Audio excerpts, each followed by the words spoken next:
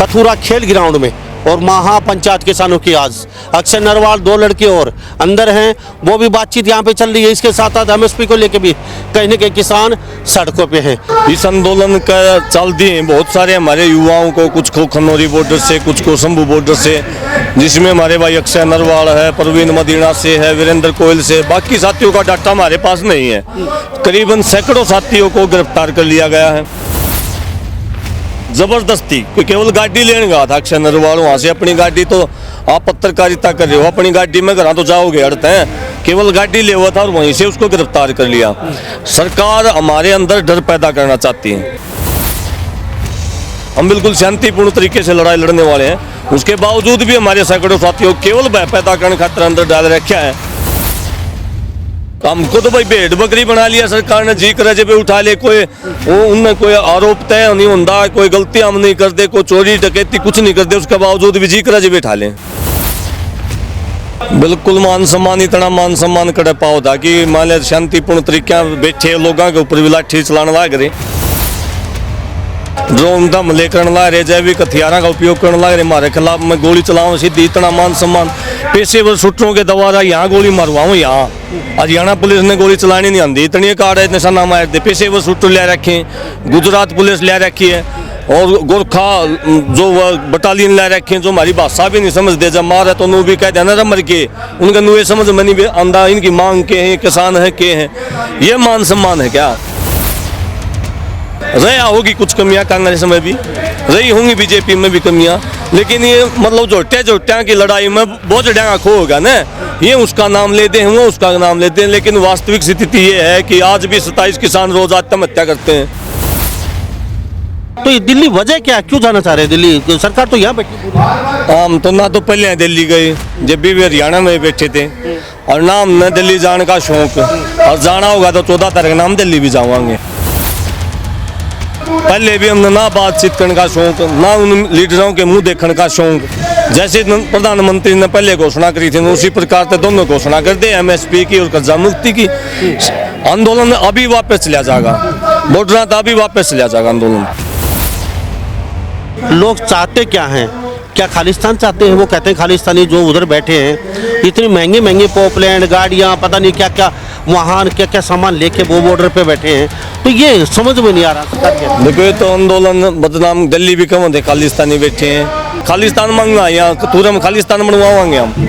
ये केवल देश की जनता को भ्रमित करने खातिर है, हम अपनी पेट की और खेत की लड़ाई लड़ रहे हैं। हमने कोई शौक नहीं है अलग देश की बात करना। अलग देश तो उन्हें बना दिया जब हमारे सारे नौजवान जो सीमाओं पर खड़े होते थे, वहाँ सारे बच्चे बाहर कूदने लग रहे। क्या देश के प्रधानमंत्री को पता नहीं चल रहा क्या हो रहा देश में?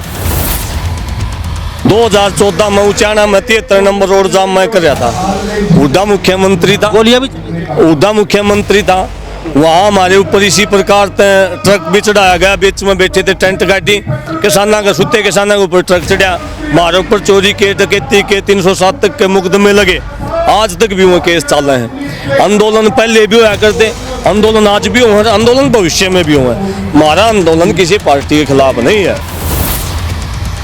सत्ताधारी पार्टी के खिलाफ आंदोलन होते हैं, हमेशा से सदियों से होते आए हैं, और केवल भारत में नहीं पूरी दुनिया में हुए हैं। हम तो कहने लग रहे हैं बीजेपी वाले, आओ हमारे बालका ने छोटो राड कार्यक्रम करो, बात जाएगी ताड़ी, सारा कथुरा गांव शामिल होगा। नमस्कार, स्वागत है आपका हरियाणा न्यूज़ 24 पे। मैं हूं मुन्ना लांबा, मेरे सहयोगी हिमांशु लांबा के साथ एक बार फिर दोबारा से हमारे साथ हम मौजूद हैं सोनीपत और बड़ौदा विधानसभा क्षेत्र कथुरा खेल ग्राउंड में, और महापंचायत किसानों की आज अक्षय नरवाल दो लड़के और अंदर हैं, वो भी बातचीत यहाँ पे चल रही है। इसके साथ साथ एमएसपी को लेके भी कहीं न कहीं किसान सड़कों पे हैं। हमारे साथ विकास जी सर एक बार फिर दोबारा से खास बातचीत में है, कई मुद्दों पे बेबाक तरीके से बातचीत करेंगे। विकास जी, आपका बहुत बहुत स्वागत है हरियाणा न्यूज़ 24। बहुत बहुत धन्यवाद जी। विकास जी, सबसे पहले तो ये जानना चाहेंगे आज के पंचायत का क्या एजेंडा है और क्या आप ऐलान करने वाले हैं? आज यहाँ पंचायत जो जाएगी, क्या फैसला होने वाला है? आज की पंचायत का जो मुख्य जो उद्देश्य है ना, इस आंदोलन का चलती है बहुत सारे हमारे युवाओं को, कुछ को खनौरी बॉर्डर से, कुछ को शंभू बॉर्डर से, जिसमें हमारे भाई अक्षय नरवाल है, प्रवीण मदीना से है, वीरेंद्र कोयल से, बाकी साथियों का डाटा हमारे पास नहीं है। करीबन सैकड़ों साथियों को गिरफ्तार कर लिया गया है। उनके ऊपर देशद्रोही जैसी धाराएं, 307 जैसी धाराएं, तोड़फोड़ की, क्षतिपूर्ति अधिनियम, 302 तो लगाए नहीं क्योंकि आदमी मरिया नहीं, उन्होंने लाश नहीं पाई। बाकी कोई कच्ची उन्होंने छोड़ नहीं रखी। पिछले 15 दिन तक जेल में पड़े हैं। सरकार के साथ हम बातचीत करने की कोशिश करी, ज्ञापन वगैरह दिए, लेकिन वहाँ प्रशासन उनको छोड़ने के लिए तैयार नहीं है। तो यह क्योंकि हरियाणा में ज़्यादा ये मुकदमेबाजी पंजाब में नहीं है, हरियाणा में ज़्यादा है। और क्योंकि हमारे भाई हैं और जेल के अंदर बंद हैं, आचार संहिता नज़दीक है, तो तमाम बातों के ऊपर विचार करके आज पहले आंदोलन शुरू ही नहीं हुआ था, फिर भी पकड़ा झगड़ी है आखिर। देखो, ये तो सरकार की मनसा खराब है कि जबरदस्ती कोई केवल गाड़ी लेने गया था अक्षय नरवाल, वहाँ से अपनी गाड़ी, तो आप पत्रकारिता कर रहे हो, अपनी गाड़ी में घर तो जाओगे, अड़ते हैं, केवल गाड़ी ले हुआ था और वहीं से उसको गिरफ्तार कर लिया। सरकार हमारे अंदर डर पैदा करना चाहती है, बेवजह से मुकदमे लगाए जा रहे हैं। हमने कह लिया एसपी जिंद को कि आप फुटेज चेक कराओ, अगर हमारा बालक में कोई कमी पा जाए तो आप लगाओ मुकदमे, किसी तोड़ फोड़ में पा जाए तो भी लगाओ मुकदमे। आपने वीडियो चेक करवा ली, फुटेज चेक करवा ली, कल भी हमारी प्रशासन तक बात हुई, कहीं भी कोई साथी इन्वॉल्व नहीं है हमारा, और ना हम हिंसा के कोई मानने हिंसा करने वाले साथी नहीं है। हम बिल्कुल शांतिपूर्ण तरीके से लड़ाई लड़ने वाले हैं। उसके बावजूद भी हमारे सैकड़ों साथियों केवल भय पैदा करने खातिर अंदर डाल रखा है। तो इस बात के लिए यहाँ चर्चाएं चल रही हैं। हजारों की संख्या में यहाँ सोनीपत इलाके के पूरे हरियाणा से किसान साथी पहुँचे हैं, और निश्चित तौर पर यहाँ ऐसा फैसला होगा कि हमारे साथियों को बाहर निकाला जाओ। तो हमको तो भाई भेड़ बकरी बना लिया सरकार ने, जी करजे पे उठा ले, कोई उनने कोई आरोप तय नहीं होता, कोई गलती हम नहीं करते, कोई चोरी डकैती कुछ नहीं करते, उसके बावजूद भी जी करजे बैठा लें। जी, विकास से सर मेरे साथ खास बातचीत मौजूद किसान नेता हैं, और पहले 13 महीने तक ये लगातार किसानों के साथ कंधे से कंधा मिला के चले हैं, और फिर दोबारा से किसान आंदोलन चरम पे है। विकास जी, एक बात जानना चाहूँगा मैं आपसे। अब आपने एक बात बोला स्टेज के माध्यम से कि अंदर बैठे हैं उनको चुनाव लड़ाओ और भारी मत से विजय बनाओ, इनकी कड़ ये टेकूंगा, तो ये आपका खुद का फैसला है, आपकी खुद की सोच के हिसाब से, या कुछ? बिल्कुल निश्चित तौर पर ये मेरा सुझाव है, किसी पंचायती फैसला नहीं। मैंने बोला भी कि मेरा सुझाव है, क्योंकि जिस किस्म से हमारे साथ व्यवहार करा जा रहा है, अगर हमने जमानत भी ला ली, जमानत भी नहीं देंगे, हमने ज्ञापन भी दे लिए, बातचीत भी कर ली, हमने वीडियो चेक भी करवा ली, तो भी हमारे बालका ने बाहर निकाल दे। हम बीजेपी के भी साथी होता है, हमने कह दी भाई इन्हें छुटवा दो, क्योंकि 2 दिन के बाद यही कार्यक्रम है कथूरा के अंदर। हमने ये भी कह लिया कार्यक्रम करो, स्वागत है, हमारे बालका ने हमारे से मिला दो सारिया के सारिया ने। प्रशासन भी छोड़ रहा, मतलब सरकार भी नहीं छोड़ रही, और कोई किसी प्रकार का सहयोग हमें नहीं मिल रहा। तो इसका मतलब क्या है, फिर जेल में बैठी के करेंगे? आगे चुनाव आंदोलन भी हम नहीं लड़ सकते, तो क्या दिक्कत है इसमें? अगर कोई जेल में बैठे हमारा भाई, अगर इस तरीके से अगर हम ऐसा उदाहरण पेश कर पावा, क्योंकि ये बार बार गाल बकन और मुकदमेबाजी के सिवाय काम नहीं करे। अगर वो जेल में बैठे भाई या पंचायत के जितने साथी हैं फैसला लेके उसने कितने आगे न करना चाहूँ, तो कोई बड़ी बात नहीं है, और ये बड़ा संदेश है। ये तो ये मात्र मेरा सुझाव है, इसमें पंचायत का कोई लेना देना नहीं। विकास सर जी, बीजेपी सरकार कहती है कि एमएसपी की हमने गारंटी दी थी, उसके नज़दीक हम पहुँचे हैं। 70 साल तक कांग्रेस ने, शरद पवार जैसे खुद अपनी डाणी बरसाए बैठे थे, और अपने एजेंट पूरे हिंदुस्तान में मंडियों में भेज देते थे। उनके दिशा निर्देश पे, उनके इशारे पे काम होता था, किसानों को ठगते रहते थे। मंडी में कोई पानी की पूछने वाला था नहीं, अनाज उनका बिकता नहीं था, उनके इशारे पे अनाज लेते थे, वो भी औने पौने दामों में। आज किसानों का मान सम्मान हमने लौटाया है, फिर भी आंदोलन किस चीज़ का? बिल्कुल मान सम्मान, इतना मान सम्मान कर पाओ था कि मान लिया शांतिपूर्ण तरीके बैठे लोगों के ऊपर भी लाठी चलाने लग रहे, ड्रोन दम लेकर ला रहे, जैविक हथियारों का उपयोग करने लग रहे, हमारे खिलाफ में गोली चलाऊं सीधी, इतना मान सम्मान। पेशेवर शूटरों के द्वारा यहाँ गोली मारवाऊँ, यहाँ हरियाणा पुलिस ने गोली चलानी नहीं आती, इतनी कार्ड है निशाना मार दे। पेशेवर शूटर ले रखे, गुजरात पुलिस ले रखी है, और गोरखा जो बटालियन ले रखे हैं, जो हमारी भाषा भी नहीं समझते, जब मारे तो नू भी कह देना मर के, उनका नू ये समझ में नहीं आंदा इनकी मांग के हैं, किसान है के हैं। ये मान सम्मान है क्या? निश्चित तौर पर रहा होगी कुछ कमियां, कांग्रेस में भी रही होंगी, बीजेपी में भी कमियां, लेकिन ये मतलब जोटिया की लड़ाई में बहुत जड़ा खो होगा ना, ये उसका नाम लेते हैं, वो उसका नाम लेते हैं। लेकिन वास्तविक स्थिति ये है कि आज भी 27 किसान रोज आत्महत्या करते हैं। आज भी किसान की सारी जमीन बैंकों में लाल हुई, उनकी फर्द के ऊपर लाल पेन चलिया पड़ा, सब कर्जवान होया खड़ा है। 25 लाख करोड़ के करीबन इनका कर्जा जानना हो रहा है। कौन सा सम्मान की बात करी है बीजेपी? अगर सम्मान होता तो ये टेंट काटने पड़ते, हमने ये बॉर्डर के ऊपर खड़ा होना पड़ता। सम्मान अगर देना चाह रही है बीजेपी, गेहूं का भाव 3100 रुपये कर दे, MSP 22 की 22 फसलों के ऊपर है, इसमें कोई ज़्यादा बड़ी चर्चा की कोई बात नहीं है। एक लाइन लिखनी है भाई, जिन फसलों के ऊपर MSP है उन MSP C2+ के आधार पर लागू करके उससे कम कोई खरीदा है तो उसको 5 साल 7 साल की सजा का प्रावधान करना है। कितनी बड़ी बात रेट की भी तो करनी पड़ेगी, रेट की तो गारंटी करनी। तो अगर MSP की बात, हिंदुस्तान आज भी 80 सरकार कहती है 80 करोड़ लोगों को हम वो खाना दे रहे हैं, अनाज दे रहे हैं, तो वो लोग भूखे नहीं मर जाएंगे। अगर हम 50 रुपए किलो गेहूं खरीदेंगे, 100 रुपए किलो आटा खरीदेंगे गरीब आदमी, तो वो कहाँ से आएगा? उनके बारे में ये तो बाउंडर बना रखा है। कौन सा मंत्री पैदा करे अनाज, किसान पैदा करे है? जब दे रहे होगे कौन का घर कितने पैदा हुआ है कि वो मंत्री कैबिनेट का पैदा करता हो तो बताओ। हमने किसान पैदा कर रहा है, जब उस 80 करोड़ का पेट भरने लग रहे होंगे, इससे उसका सेहत के ऊपर क्या असर जा है? अगर किसान ने MSP मिल जाए, आज भी कोटिया में आप देखो मतलब सस्ता अनाज देने लग रहे हैं, आगे भी ऐसा ही मिलेगा। किसान के पास जो पैसा होगा, किसान घर थोड़ा ही ले जाएगा, उसको लिक्विड मनी बोलना है। सबसे ज़्यादा अर्थव्यवस्था में अगर कोई मजबूती दे है तो किसान का पैसा हो। अगर मेरा 50,000 रुपया गेहूं का किला हो गया, 50,000 रुपये लेंदा घुमाना जाऊँगा, कितने तो सरिया खरीदूंगा, कितने तो सीमेंट खरीदूंगा, बालका कपड़े, उनकी जराब, उनके कॉपी पेंशन और मजदूर की मजदूरी। धान के भाई का 5,000 के करीब थे, मजदूर की मजदूरी आप पता कर लो। फैक्ट्रियां में तो 250 रुपये है, सरकार 303 रुपये दे हुए है, और किसान 800 रुपये। इनका धान के बाद जब बढ़े तो 800 रुपये 3 टाइम खाना। किसान किसी का बकाया नहीं रखता, किसान को जो मिलता है उसका 4 गुना करके बाजार को भी दे हुए है, 4 गुना करके मजदूर को भी दे हुए है। ये तो सरकार इस प्रकार के भ्रम पैदा करे, भाई महंगा हो जाएगा तो हमने नाज कौन उठा हुआ है, इन्हें वोट लेने हैं। लेकिन सच्चाई ये है, अगर किसान समृद्ध हो गया तो इस देश की पूरी आबादी, क्योंकि 85% आबादी किसान है या किसान तो जुड़े हुए हैं। हमारे साथ विकासी सर के साथ नेता मौजूद हैं बड़ौदा विधानसभा सोनीपत में। आज महापंचायत है किसानों की। विकास जी, बीजेपी सरकार कहती है गेहूँ इनके 1400-1200 रुपये किलो लेने वाला नहीं था, हमने 2200 रुपये किलो खरीदे। आज धान का रेट, चावल का रेट, चने का रेट, बाजरा 600 और 200 रुपये बिकता था, आज हम 2200 रुपये बाजरा खरीद रहे हैं। तो फिर किस चीज़ की कमी रहेगी है? ये बीजेपी सरकार कहती है धीरे धीरे सब होगा, समय अनुसार सब होता जा रहा है। हम गेहूं की और बढ़ा देते हैं, 2400 रुपये गेहूं कर देते हैं, 2600 कर देते हैं। और साथ साथ उन्होंने ये भी कहा है, पीछे आपने खनौरी बॉर्डर, सारी बॉर्डर वहाँ पे लोग बैठे जो पंजाब से आए, उन्होंने कहा कि सारी सेंट्रल गवर्नमेंट चंडीगढ़ बैठी है और ये लोग दिल्ली जाना चाह रहे थे। तो ये दिल्ली वजह क्या, क्यों जाना चाह रहे हैं दिल्ली? सरकार तो यहाँ बैठी। हम तो ना तो पहले दिल्ली गए, जब भी वे हरियाणा में बैठे थे, और ना हमने दिल्ली जाने का शौक, और जाना होगा तो 14 तारीख ना हम दिल्ली भी जावांगे। पहले भी हमने ना बातचीत करने का शौक, ना उन लीडरों के मुंह देखने का शौक।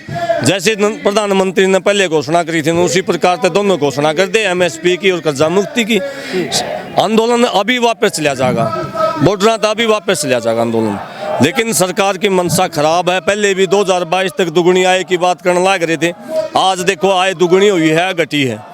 अभी इन 2047 तक के लिया ड्राफ्ट बना कि विकसित कराएंगे देश ने, मतलब 2047 पे बात पूछा हुआ है।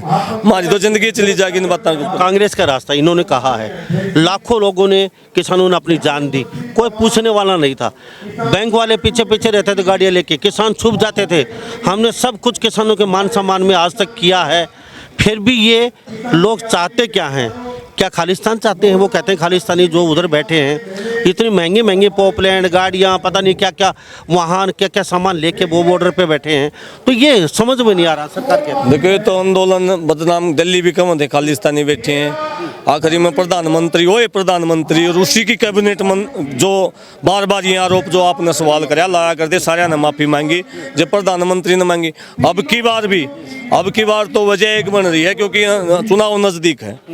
अगर इसमें होता तो अब की बार भी निश्चित तौर पर वो जो लोग इस प्रकार के आरोप लगाने वाले लोग हैं, भाई खालिस्तान मांगा या तुरंत खालिस्तान बनवाएंगे हम, ये केवल देश की जनता को भ्रमित करने खातिर है।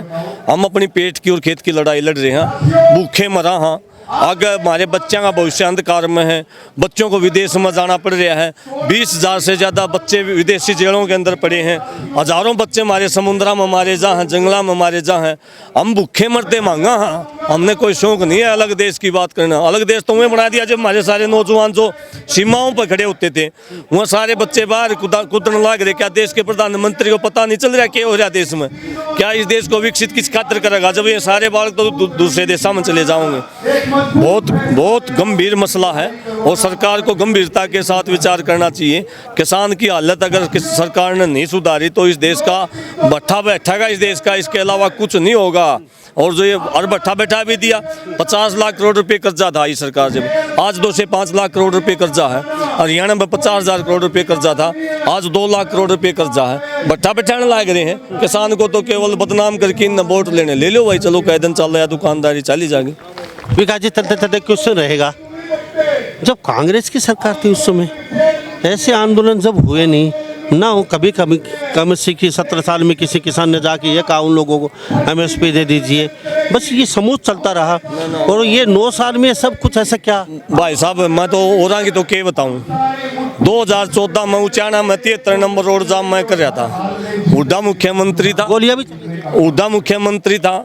वहाँ हमारे ऊपर इसी प्रकार ट्रक भी चढ़ाया गया, बीच में बैठे थे टेंट गाड़ी, किसाना का सुते किसाना के ऊपर ट्रक चढ़ा, हमारे ऊपर चोरी के डकैती के 307 तक के मुकदमे लगे, आज तक भी वो केस चल रहे हैं। आंदोलन पहले भी होया करते, आंदोलन आज भी हुए, आंदोलन भविष्य में भी हुए। हमारा आंदोलन किसी पार्टी के खिलाफ नहीं है या कांग्रेस या बीजेपी के खिलाफ। तड़का प्रधानमंत्री बन जाएगा कोई, अगर MSP नहीं मिली, राहुल गांधी प्रधानमंत्री बन गया, उसने नहीं दी तो क्या हम लड़ना छोड़ देंगे? हमारा आंदोलन है कुर्सियों के खिलाफ में, सत्ता के खिलाफ आंदोलन है। और ये जो जिस प्रकार तक प्रचारित करें बीजेपी के खिलाफ, ना बीजेपी के किसी के खिलाफ नहीं, सत्ताधारी पार्टी के खिलाफ आंदोलन होते हैं, हमेशा से सदियों से होते आए हैं और केवल भारत में नहीं पूरी दुनिया में हुए हैं। तो ये अन्यथा नहीं लेना चाहिए इन बातों को। पॉजिटिव हो कि हम तो कहने लग रहे हैं बीजेपी वाले आओ हमारे बालका ने छोटो राड़ कार्यक्रम करो, बात जाएगी ताड़ी सारा कथुरा काम शामिल होगा। हमने किसी तक कोई परेशानी नहीं है। हमारा MSP दे दो, जब प्रधानमंत्री ने MSP दिया था, नाचते कूदते ढोल बजाते आपने कवर कराया था, नाचते कूदते गए थे करा, हमने क्या दिक्कत है इस बात की?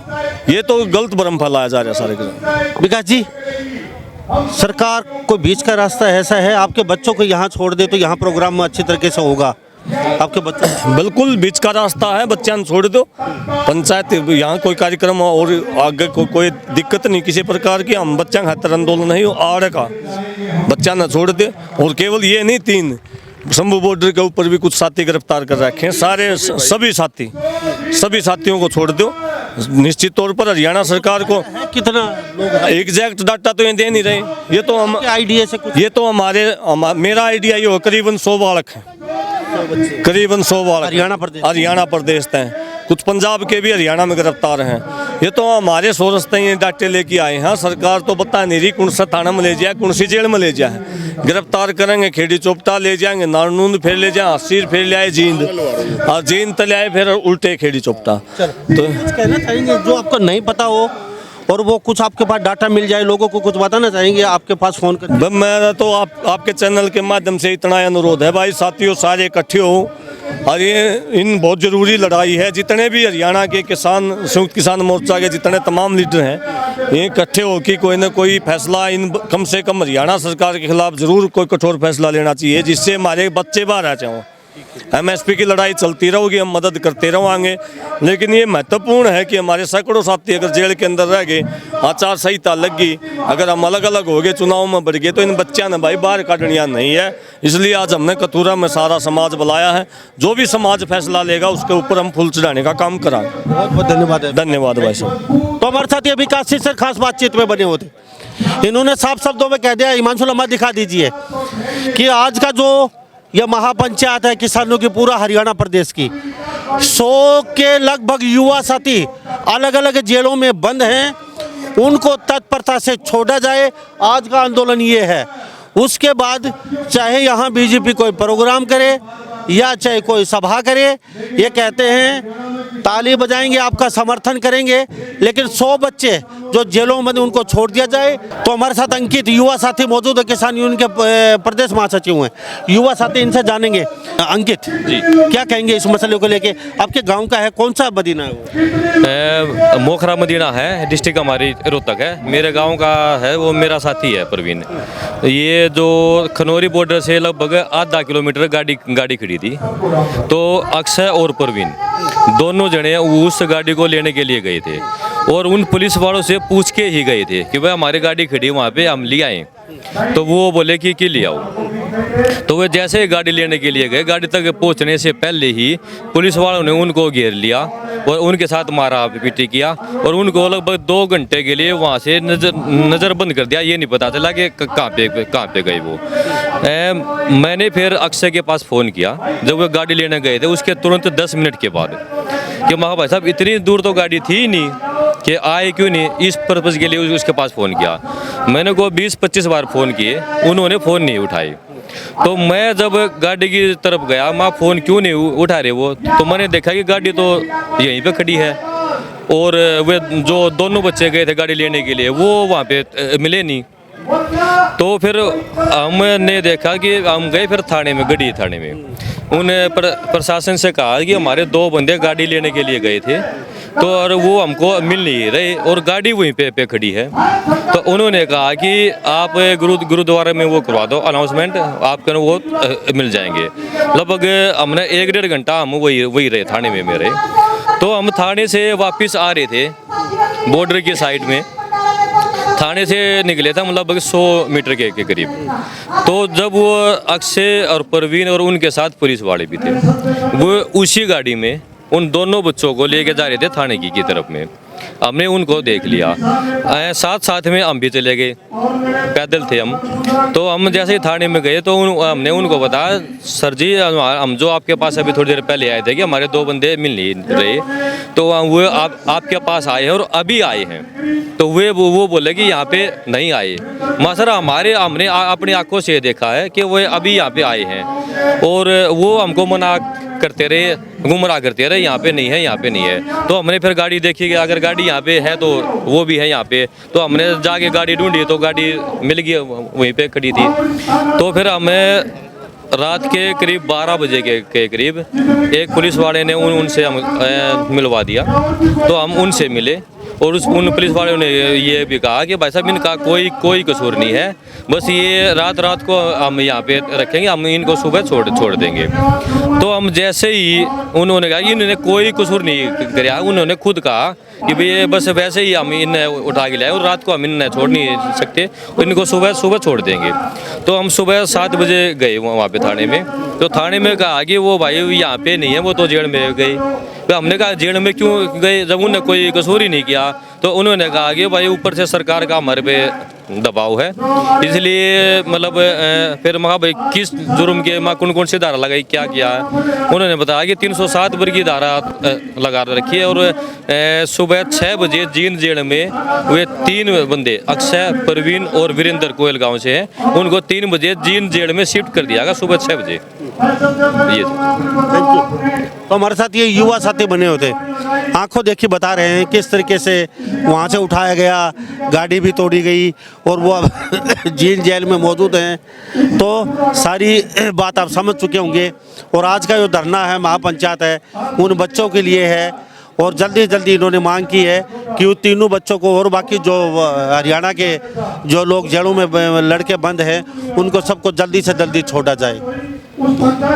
तो सभी इन बातों के साथ मैं मुन्ना लांबा, मेरे सहयोगी हिमांशु लांबा के साथ हरियाणा न्यूज़ 24। नमस्कार, जय हिंद।